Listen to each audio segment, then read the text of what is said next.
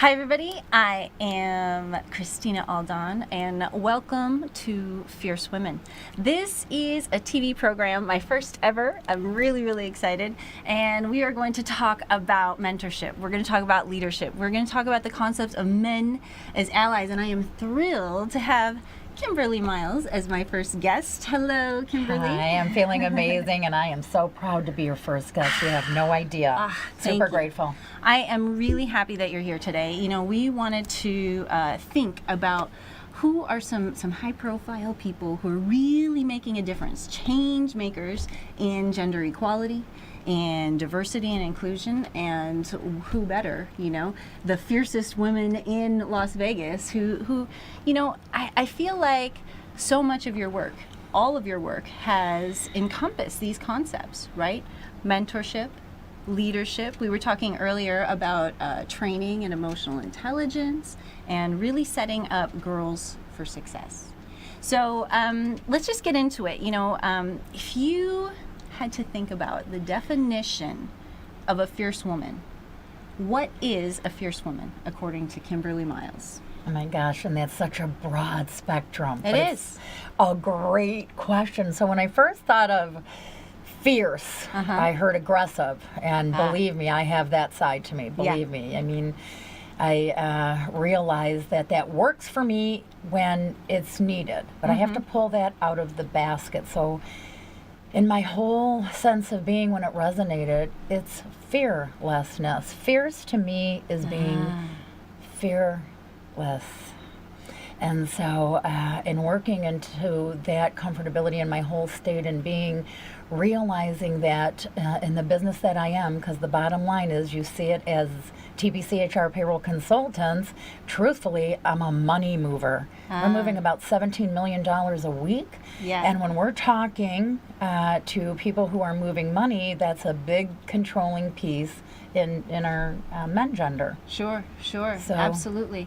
And with your work, it's funny because you manage payroll for other people, right? Yes, your business is payroll for other people, and so you come up against a lot of different issues, I imagine, that have to bring out different aspects of that ferocity, that fierceness, right? Yeah. And I think part of being a fierce woman is knowing when to temper that, right? When to shift over into this brain, when to put on this hat, when to manage your emotions to get the best possible results. And fierce women can do that. They have a command of their emotions. They have a command and a focus on their ultimate mission. And you have so many cool things. We're going to get into all of them today. We are? I'm excited. I wanted to do 3 segments today, and I wanted to spend the entire time on the show with you because,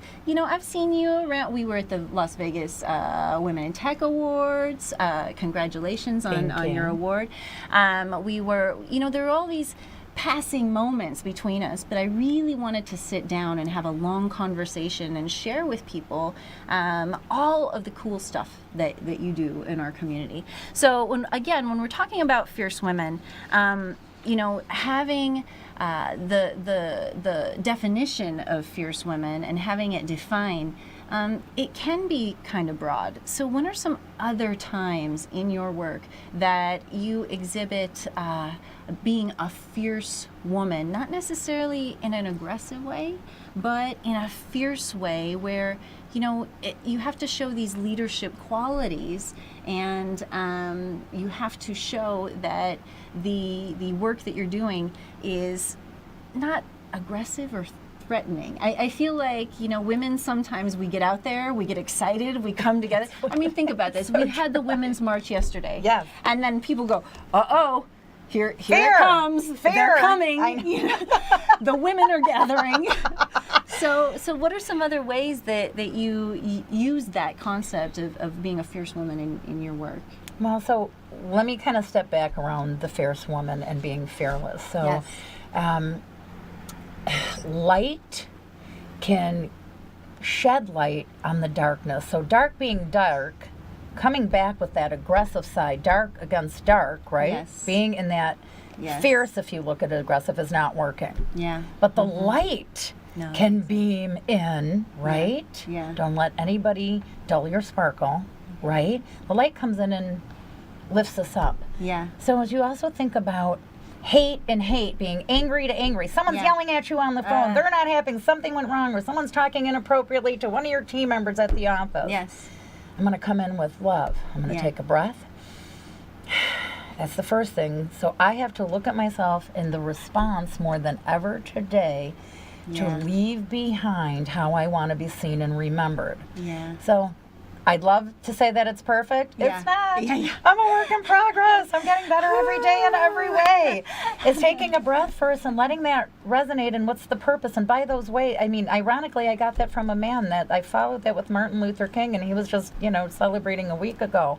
So when I really look at what does this mean Yes. to me today, in those situations, and there's been some very tough ones. So I guess my professional challenge is the economic downturn. Let's talk about what happened with the money. Show Yeah. me that money, right? Yeah, And how did it affect us? And being a woman in business, 100% woman owned. Yes. I launched this myself with a bunch of strong, amazing people surrounding me. Locally here in Las Vegas. Locally in Las Vegas. And you've grown it to this very successful national brand, and I'm just so excited Yes. and inspired by all of your work and the way that you've built up your brand over, I guess, what, 12?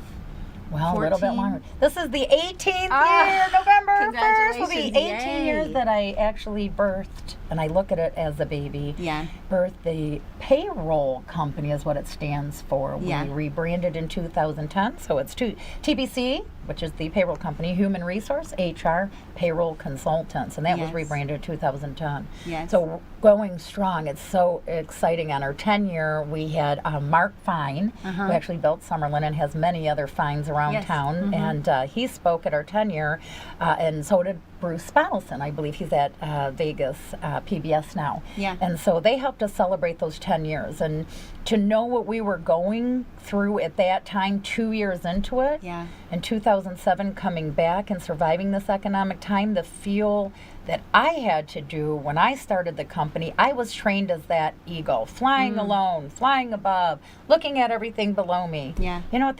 That's out. That's Yes. not working. We all grow anymore. together. We do all grow. I like where the birds go around the back, and then I get to fly in and relax and take a look as a team in the V That's and right. the triangle, That's right? right. And That's they're right. making the big travel. I like what you said also because the Fierce Women Project is all about men as allies, and I love that you were talking about being celebrated as well by men and having them as your main spokesperson, which is it's so cool. My co-founder J.G. Bocella for the Fierce Women Project, an amazing artist, and without his support, I don't think we could be running any of these programs that we're running right now. When you think about your journey, what is it the most that you love right now in your work and in your life? You've built so much for your success, and we're going to talk about your nonprofit in a minute and your big gala event in a second. Okay. But what is it out of all of the success that you've had through radio, through your business, through your nonprofit? What is it that you love the most about your work and your life right now? It's all by choice. It's all by choice. Yeah. I'm happy. I'm having fun doing it. It's a Yeah. role I play. Yeah. I'm an animated cartoon character in the big comic scene of how I want to play with my life and how love I affects others. Yeah, no, it's true. And we're going to talk about your alter ego too. I'm Okay. excited about your Okay. hero, your profile. What's your vision for the next generation of empowered girls? What would you like to see for this next group of girls that are coming up? I always talk about in our programmings for the Fierce Women Project about how we're raising fierce women leaders and how we can raise the next fierce women. What would you like to see and manifest for those young girls? Respect.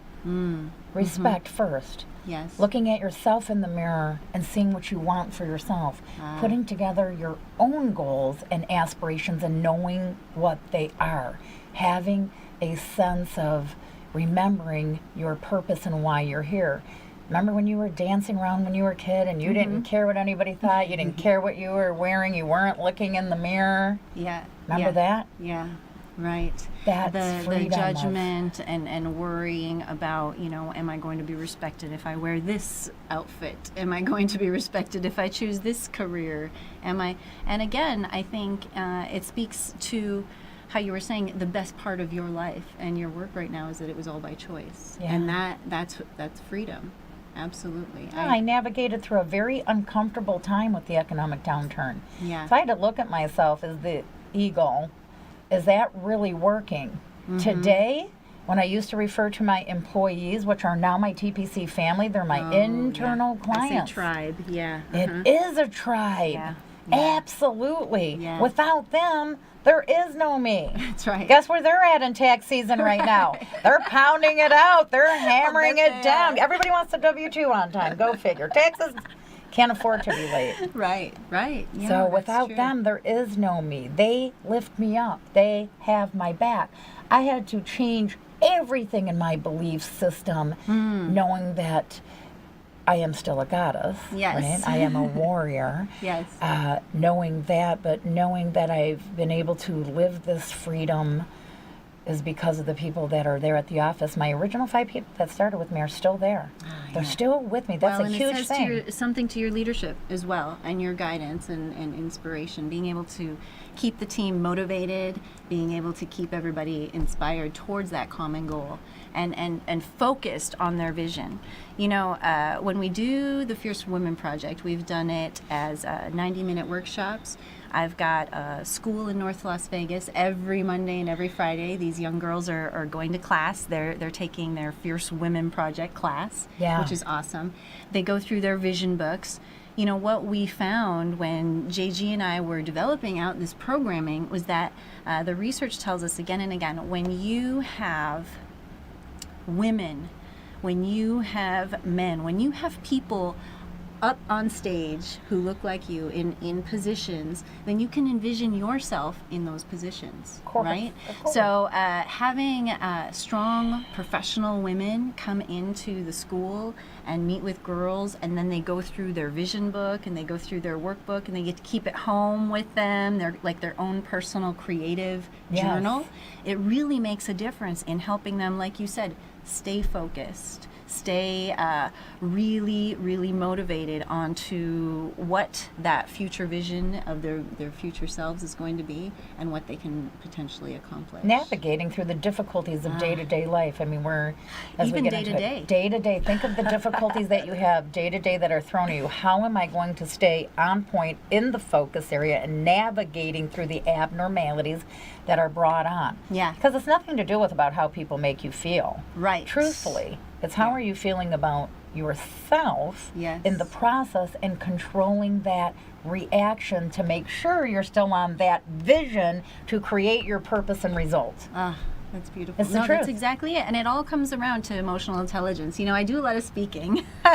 And lately, people don't ask me to speak about SEO. I own a digital advertising agency. People don't ask me to speak about marketing, about advertising. They ask me to speak about emotional intelligence, about communication, basic things that we aren't taught in school. But we are taught in organizations and groups like the Fierce Women Project, like the Shiro Foundation, which we're going to get into after our break. I'm so excited to share your work there.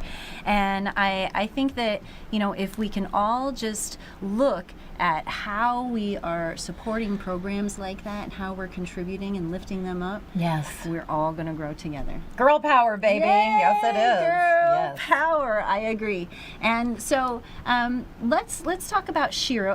It's Beshero, Beshero. In just a moment, we're going to share all your work about the upcoming gala event and the wonderful stuff you've been doing in our community to help young girls and succeed and build up that confidence and get that vision of their future selves. Yes, exactly. Be a Shiro. She is a hero. Yes, she is a hero. I love it. So we're going to come back after our break and we will talk about the Shiro Foundation. All right, thank you. I'm super excited. Thanks, you guys. Tune back in. Yay. We'll